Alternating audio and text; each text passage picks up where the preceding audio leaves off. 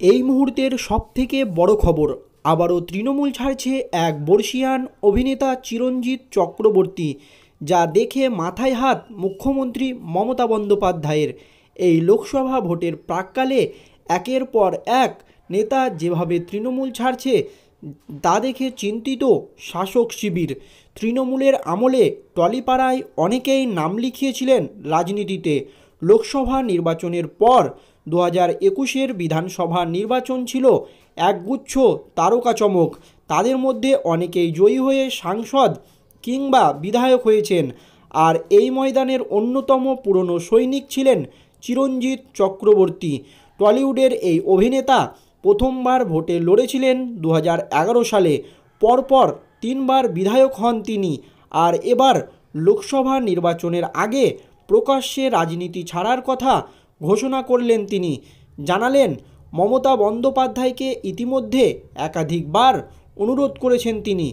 বারাসাতের বিধায়ক চিরঞ্জিত সম্প্রীতি এলাকার একটি অনুষ্ঠানে যোগ দিয়েছিলেন। মঞ্চে দাঁড়িয়ে অভিনেতা বলেন, যতবার আমি হাত জড়ো করে মমতা বন্দ্যোপাধ্যায়কে বলি আমাকে ছেড়ে দিন, কেন জানি না উনি আমাকে ছাড়েন না। আমি বলছি এটা আমার কাজ নয়, আমি এই যুদ্ধের সেপাই নয়।